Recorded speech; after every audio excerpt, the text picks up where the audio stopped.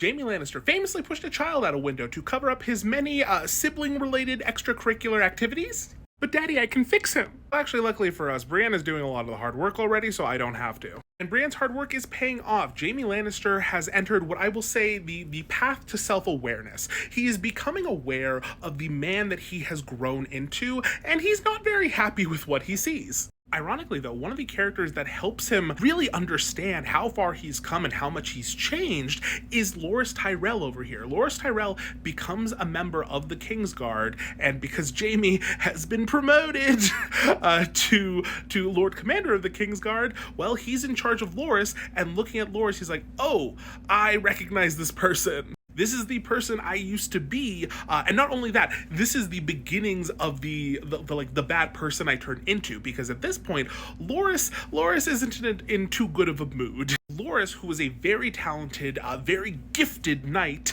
has also dealt with a lot of recent heartbreak and anger and loss, and that has turned him very bitter very quickly. Very similar to where Jaime found himself, not too long ago. Something that's important to remember about Jaime is that he wasn't always like this. He was an idealist when he was younger, when he was a little bit more naive. He believed in what he was doing. He believed in knighthood. He believed in the Kingsguard and their mission.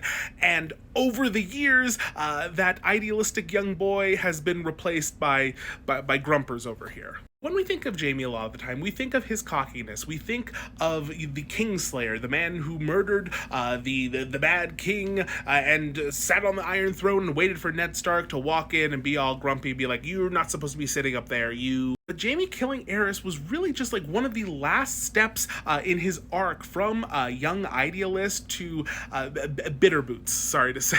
And to be clear, it's fully, not really his fault. He has been manipulated and put into a very awkward situation, which he's kind of stuck in.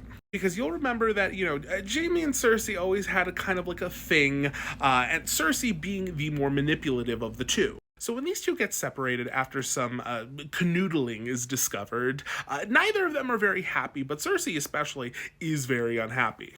Jaime at least gets to go off and, learn how to be a knight. He gets to be a squire, and then he gets knighted, and then he gets to go on campaigns to fight the one brotherhood. Not the Brotherhood Without Banners, it's the ones in the woods. What's their name? Kingswood Brotherhood. The Kingswood Brotherhood, they caused a lot of issues back in the day. But Jaime, gets to go fight the good fight, so he at least gets to, do something excited. Cersei doesn't. Cersei is in King's Landing just, being around and being like, I'm pouty. So when Jaime gets to visit her for the first time in a while, she comes up with a little scheme. She's heard that Tywin wants to marry Jaime off to Lysa Tully. Yes, the Lysa Tully with the kid who's too old to be, yeah, that one. Obviously, it's pre that, though. But Cersei knows that Jaime is about to be married off. She doesn't like that because Jaime is hers. So she comes up with an idea and basically says, I think that we can manipulate the situation, and if you agree, you could become a Kingsguard for Aerys.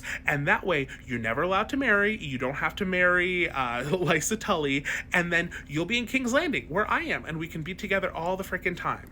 Also, remember, they're 15 at this point, so, this isn't the time to be making, a lifelong commitment like that, regardless of the brother-sister status. I know we all kind of just forget about that a lot of the time, but you know what I mean. Still, too young, regardless of who the other person is. Now, Jaime being a dumb 15-year-old boy, and Cersei doing some convincing of her own, he eventually agrees and is like, yeah, that sounds like a great idea. I don't want to marry Lysa. I want to be around you all the freaking time. So Aerys announces that Jaime is going to be the next Kingsguard. Yay! Except, oh no, this is backfired. Because Tywin is so angry at the loss of his son, the loss of his heir, because remember, if you're in the Kingsguard, you can't inherit. You give up all your rights. So Tywin is so furious at that he quits. He quits being Hand of the King, and he takes Cersei, and he leaves, and he goes back to Casterly Rock, just as Jaime now has to go to King's Landing to become the Kingsguard, where they have essentially switched places. But Jaime tries to make the most of it. He's like, okay, well, at least I got this really cool job that I like being a knight, yada yada. And so he's summoned to the tourney of Harrenhal, yeah, that crazy tourney where all like the mysterious shit went down, he goes there because that's where he's going to be inducted into the Kingsguard, and he's going to have, you know, the white cloak put on him and all that. And it happens, and he's very excited. And then Aerys, realizing that he has made Tywin's heir his Kingsguard, who's supposed to be around him 24/7 now, gets paranoid. He's like, oh, I'm worried you're going to kill me. You need to go back to King's Landing. You don't even get to stay for the tourney. And Jaime's like, okay, this is getting worse. And it certainly gets worse because this is the beginning of Jaime the Idealist getting killed off. He starts witnessing all the horrors that Aerys exacts on people, the burnings, the attacks on his wife. As a Kingsguard, Jaime has to stand outside the bedchamber of the king and, you know, stand guard. And as he does so, he hears Aerys inside with his wife Rhaella, and Aerys is harming her, let's say. Now, Jaime is shocked by this and says to the other knight that's standing guard with him, Ser Dary, hey, we're sworn to protect her too. We need to do something. And Ser Dary says, we are, but not from him. And so we can see in this, Jaime's belief in goodness is shattered. It's like not only shattered, it's like continually deteriorating as things get worse and worse in King's Landing, as Aerys gets more and more unhinged, culminating with Jaime hearing him, you know, about to kill the entire city. And so with that being the eventuality, Jaime does something that really should be the right thing. He is protecting the people, the realm, from a threat.